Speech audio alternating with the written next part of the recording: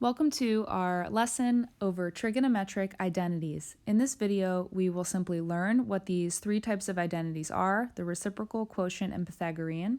We will learn how to derive the Pythagorean identities, knowing the main one, and we will also explore some Pythagorean conjugates and talk about how they relate to difference of squares.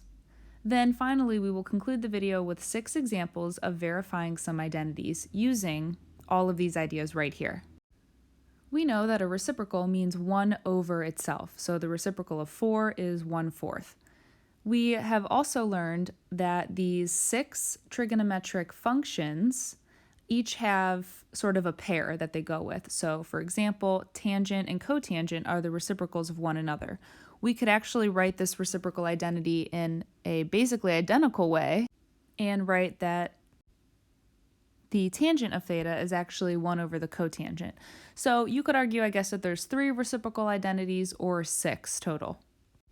I always look at the 6 trig functions as partners, like 3 groups of partners basically, and tangent and cotangent sound like they go together just because they both have tangent in them. However, sine and cosecant and then cosine and secant are always, I think, a little bit harder to see why they go together. What helps me is that the s and the c line up with each other. They pair with each other. So the sine does not go with secant because they both start with s. So that's helped me in the past. Then the quotient identities are how we can rewrite tangent and cotangent. We know that the tangent is y over x, or sine over cosine, and then cotangent is its reciprocal, cosine over sine, or x over y. Tangent and cotangent are unique because they can sort of be written in a few different ways.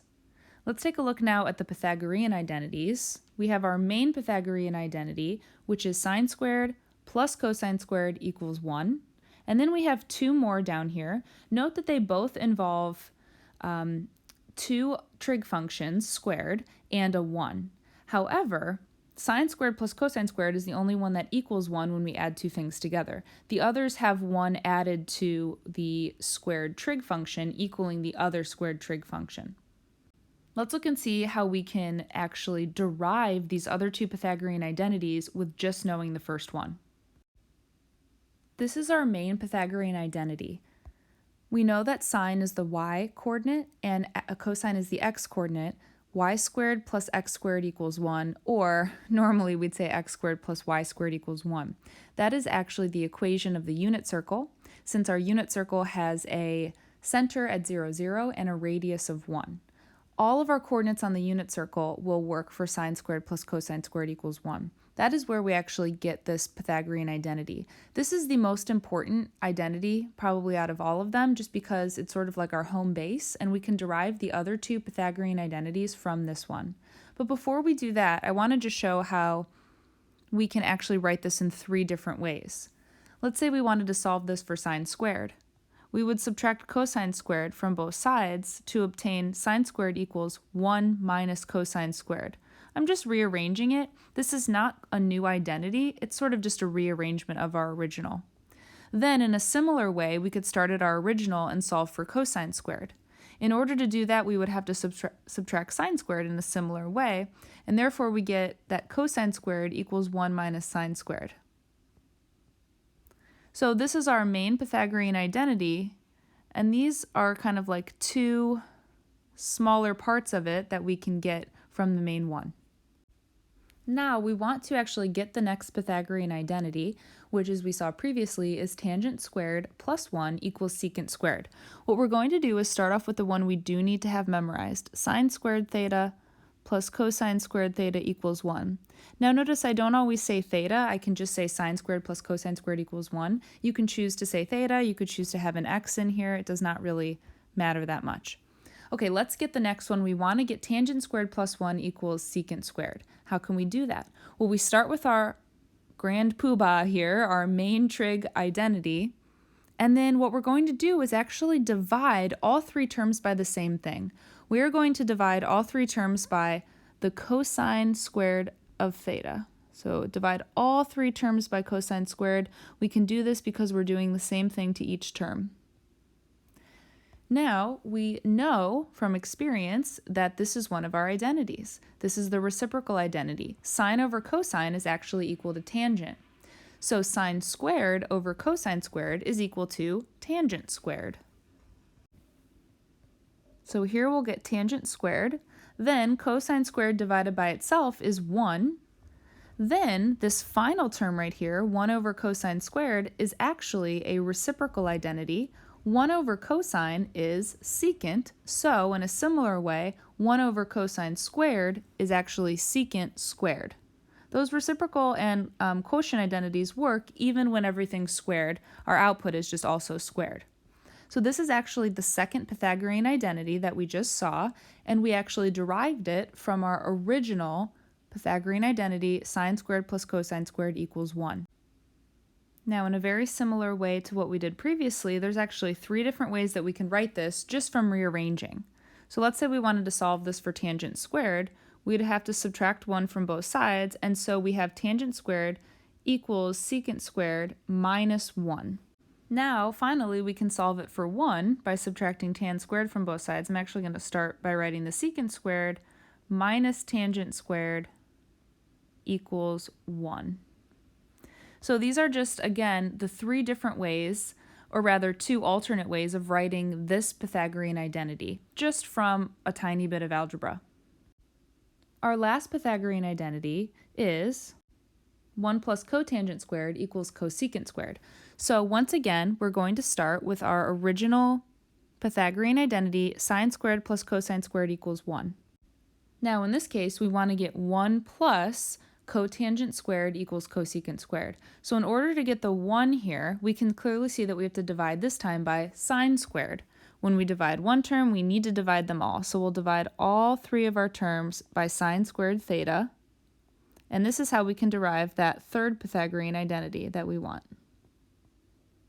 Sine squared divided by itself is 1. This right here is one of our quotient identities. Cosine over sine is cotangent, so similarly, cosine squared over sine squared is cotangent squared.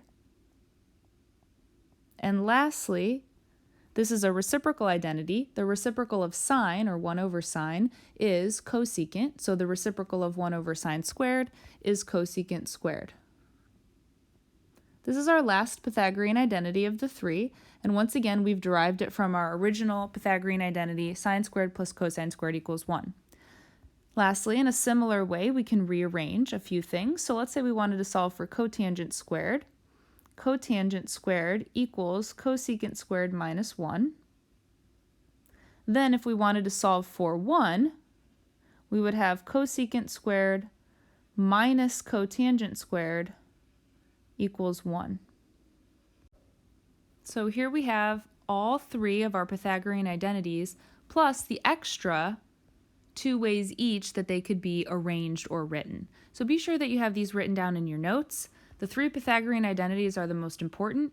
These other 2 are just alternate ways that we can write them.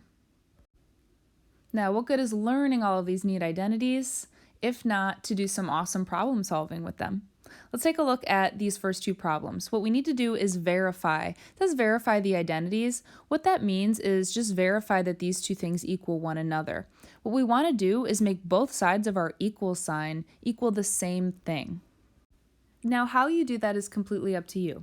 Some people choose to work solely on one side of the equal sign to make it look like the other side. They don't ever mess with the other side, whatever side that ends up being. Some people, if they might get stuck, may mess kind of with both sides in order to get them to this equaling the same thing. Let's take a look at number 1. We want to prove that 1 over cosecant of theta equals the sine of theta. What we need to do is use these identities that we know to make both sides of that equal sign the same thing. There are a few ways to approach this problem, as I just stated. What I'm going to do is work on the left-hand side. So I know that cosecant is equal to 1 over sine. That is one of our reciprocal identities. So on this side, we have 1 over sine of theta. So I replaced cosecant of theta with what it equals, 1 over sine. Then I'm going to put equals sine of theta because we know they equal each other. We just have to prove it with some work. Then I see I have a complex fraction here. What this really equals is 1 times sine of theta over 1. We're multiplying by the reciprocal of the denominator. And then therefore we have that the sine of theta equals the sine of theta. Now, could I have done this in a simpler way? Perhaps. We could have messed with the right-hand side. The sine of theta, according to the reciprocal identity, is equal to 1 over cosecant. So I could have simply wrote 1 over cosecant equals 1 over cosecant. A lot of times, we do want to get back to our building blocks of trig. Therefore, getting everything in terms of sine and cosine as much as you can is super helpful because all 6 of our trig functions can be written in terms of sine and cosine. We can't necessarily say the same of writing all 6 trig functions in terms of, let's say, cosecant. Sine and cosine are really important because, again, they're the building blocks and they build those other 4 trig functions. So as much as you can, whenever you get stuck, look at your identities and try to write everything in terms of sine and cosine. Let's take a look at number 2. Looks a little more complicated, but we got this. I am simply going to rewrite it looks like we have 2 sides here. I want to rewrite them in terms of maybe sine and cosine. Maybe I can look to the right-hand side and mess with this side because it looks a little more complex. So let's actually not mess with the tangent just yet, although we could write it as sine over cosine. I'm going to leave sine as it is because it's already in terms of sine. And then I'm going to rewrite secant with its reciprocal identity, which is 1 over cosine.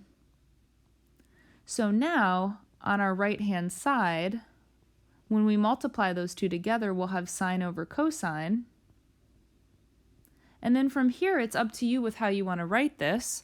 You could either replace tangent with what it equals, sine over cosine, or you could replace sine over cosine with what it equals, tangent. Completely up to you. I'm just going to make it look a little simpler, so I'll say that tangent equals tangent. So we used a quotient identity here. Sine over cosine is in fact tangent. Before we move on to a few more examples of verifying, I want to talk about another idea that comes from both a difference of squares idea and also the Pythagorean identities, and that is something called Pythagorean conjugates. Now, before we get into exactly what that is, I want to just go over, I want to say completing the square. It's difference of squares, and difference of squares are something like x squared minus 4. We know that we can rewrite this as x plus 2 times x minus 2. So that is simply the difference of squares. Then we can take a look at what this means in terms of a conjugate. So x plus 2 and x minus 2, those are conjugates of one another because they have the same 2 terms, but one is a plus and one is a minus. They multiply to give us a difference of squares. Now let's add the Pythagorean side into it. We learned previously that sine squared plus cosine squared equals 1, and we saw that if we wanted to solve for sine squared, we could simply get 1 minus cosine squared. And we know that equals sine squared. Now, we see that 1 minus cosine squared is in fact a difference of squares. 1 is a perfect square and so is cosine squared. Therefore, we can rewrite 1 minus cosine squared as 1 plus cosine times 1 minus cosine. We know that these are all equal, so 1 plus cosine times 1 minus cosine multiplies to 1 minus cosine squared, which equals sine squared. This is called a Pythagorean conjugate because it multiplies to give us a difference of squares, and it involves one of the Pythagorean identities. Now that we understand that a little bit better, this might seem a little bit less intimidating. So this is just from your textbook. These are all the ways that we can write the Pythagorean conjugates. I did an example of the top one. The first of the 6 groups of Pythagorean conjugates, of course, we just saw 1 minus cosine and 1 plus cosine, which of course when multiplied together give us this difference of squares, 1 minus cosine squared, which equals sine squared according to our Pythagorean identity. These are all in a similar fashion. Basically, the idea is if you ever see Pythagorean conjugates, meaning, if we have the same 2 terms but one's a plus and one's a minus, it's a good idea to try and see if you can multiply them together, because when we do, we will most likely have some part of a Pythagorean identity.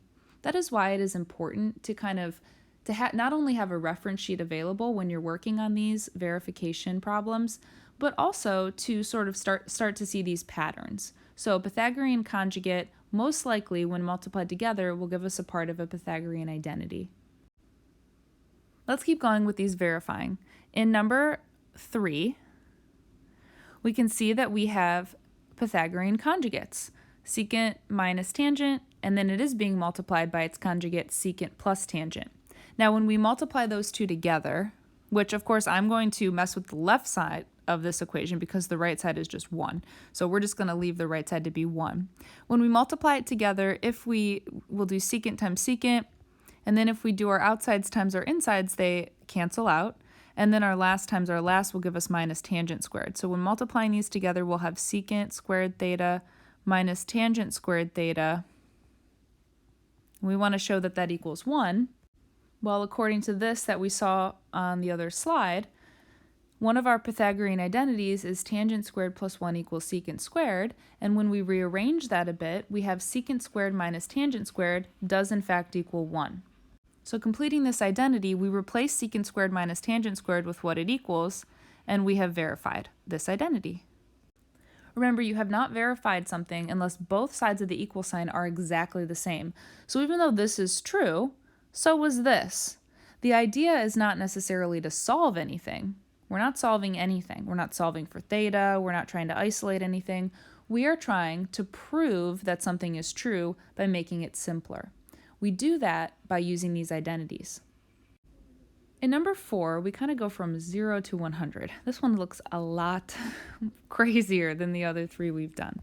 However, if we think about what we can sort of do here, we see that our right-hand side is solely in terms of cosine and sine, but our left-hand side isn't, so maybe let's use some of these identities to write the left-hand side in terms of sine and cosine. So we know that the secant is 1 over cosine. So I'll replace the numerator with 1 over cosine. Then in our denominator, we'll have 1 minus, and tangent is sine over cosine. So yes, we have a complex fraction, but that's okay. I'm just going to put quotation marks here just to show that I don't need to keep rewriting the right-hand side. Let's work on simplifying this left-hand side a bit more. We can see that in our complex fraction, we have cosine as a common denominator to 2 of those fractions there. So what I'm going to do is actually multiply both the numerator and the denominator by cosine. So we'll multiply the top by cosine, and we'll multiply the denominator by cosine. Now we don't need to do the same thing to the right-hand side of our problem because all we're doing is actually multiplying this entire fraction by 1. We're not changing its meaning. We're multiplying, I'll write it like this, we're multiplying by cosine over cosine, which just means multiplying by 1. Now when we do that in the numerator, 1 over cosine times cosine in the numerator is just 1. Then in the denominator, I need to multiply cosine by each one of those 2 terms. When I multiply 1 by cosine, we'll get cosine. And then when I multiply sine over cosine times cosine, the cosines cancel, and we'll just be left with sine. So we'll have cosine minus sine, which is awesome because take a look at what the right-hand side is. The same thing. So we have verified this identity simply by using one of our sort of weapons that we can use, which is get things in terms of sine and cosine, the building blocks of trig. In number 5, we kind of have a lot going on. The left-hand side, my instinct is to just simply write things in terms of sine and cosine. We'll mess with that in a minute. If we take a look at the right-hand side, we have subtraction of 2 fractions. Now the denominators of these 2 fractions are Pythagorean conjugates. What we need to do is get this into one fraction by subtracting them, but before we can do that, we have to make sure they have a common denominator. Their common denominator will be their product. It will end up being 1 minus sine squared. So in order to get that, we have to multiply this fractions, top and bottom, by 1 plus sine, and this fraction, top and bottom, by 1 minus sine. This is what it looks like once we get them together and subtraction. So we multiplied 3 times 1 plus sine, and we also multiplied the denominator by that, which ended up being 1 minus sine squared. In this fraction, we multiplied the 3 and the denominator by 1 minus sine, so I multiplied that here. and then the denominator ended up becoming their product, 1 minus sine squared. Because the denominators were the same, which was our goal, 1 minus sine squared, I simply combined it into one fraction. I still am not going to mess with the left-hand side just yet because I want to see where the right-hand side is going. So over here, let's multiply this stuff out. We'll have 3 plus 3 sine. Then we'll have minus 3 plus 3 sine, all over 1 minus sine squared. Now in the numerator, those 3's end up canceling out. Just a quick PSA, to be careful whenever you're subtracting, you do need parentheses because distribution. Then we'll have 6 sine of theta, and take a look, we do eventually need a 6, so that's a really good sign right there. Get it? All right, so we have 6 sine all over 1 minus sine squared.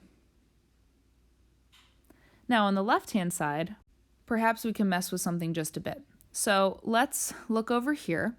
The secant is 1 over cosine, and the tangent is sine over cosine. So I'm simply just going to write those both in terms of sine and cosine. So we'll have 6, and then the secant, remember, is 1 over cosine, and then tangent is sine over cosine. So when we multiply that together, we end up getting 6 sine in the numerator, which is good, because that is what we want. And then in the denominator, we'll have cosine squared. Do you see how we're really close? Take a look to the right. We have 1 minus sine squared down here. According to our Pythagorean identity, sine squared plus cosine squared equals 1. When we rearrange that to solve for cosine squared, we get 1 minus sine squared. So this is actually a Pythagorean identity that's been rewritten, and this denominator right here equals cosine squared. Therefore, on the left-hand side, we have 6 sine of theta over cosine squared. And then on this right-hand side, we have 6 sine of theta over cosine squared. Now again, I don't want to say there's an infinite amount of ways we can do this. It is a finite number, but there's a lot of them. I could have most likely not messed with this side at all and kept going with this side and rewritten it so that it looked like this. There's really a lot of different things you can do. I like to get things in terms of sine and cosine because I feel like that's a nice ending goal we can have if we're ever kind of lost. So this one was a bit more complicated, but once again, it's these patterns. We saw Pythagorean conjugates. We saw subtraction of 2 fractions. We know that we need a common denominator. We need to multiply them together to find it. Then, whenever we see 1s and something squared, a lot of times that's one of our Pythagorean identities or some rearrangement of one of those 3. On the left-hand side, our game plan was to get things in terms of sine and cosine. So it eventually worked out. We used kind of those patterns that we saw and the knowledge that we've been armed with these identities to verify it. Let's take a look at number 6. We have a fraction equals a fraction here. So we're not adding or subtracting any fractions at all. So what I'm going to do is actually just focus on the left-hand side. I do see that we have 1 minus cosine. So I'm going to just try to mess with this a little bit and multiply by this Pythagorean conjugate so we can maybe get somewhere. So I'm actually going to multiply both the numerator and the denominator, which is how we need to do it to keep it legal mathematically, by 1 plus cosine squared. Again, when you multiply both numerator and denominator of a fraction by the same thing, you're really multiplying by a big fat 1. All right, let's see what happens here. This gives us sine plus sine cosine. And then in our denominator, when we multiply those Pythagorean conjugates together, we'll have 1 minus cosine squared. Now, we saw in the previous problem that 1 minus sine squared was cosine squared. In a similar way, 1 minus cosine squared is sine squared, according to your Pythagorean identity. So we can simply rewrite this as sine plus sine cos all over sine squared. Now, our denominator is just one term, so we can actually simplify all 3 of these terms by sine and take a look at what happens. When we divide all 3 of these terms by sine, we'll have 1 plus cosine theta over sine of theta.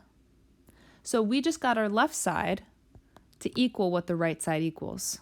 So to write this correctly, I will actually write that it equals itself. This is really the right-hand side. So we got that one to work. So once again, we used some of these patterns. We saw sort of one part of the pair of conjugates here. So we ended up multiplying both numerator and denominator, since we have to, by its conjugate. We saw that when we multiply two Pythagorean conjugates together, we most likely get some part of a Pythagorean identity, and then we used algebraic simplification. Now, this could not work if we had more than one term in the denominator, but because we had a common denominator, this is really two fractions added together, we could simplify each one of those by dividing each of them by their common factor of sine. We sort of saw where we were going with that, because when we did that, we got what we wanted. In this video, we learned how to use these trigonometric identities, the reciprocal, quotient, and Pythagorean, in order to verify and use some awesome brain power in order to verify some trigonometric function identities.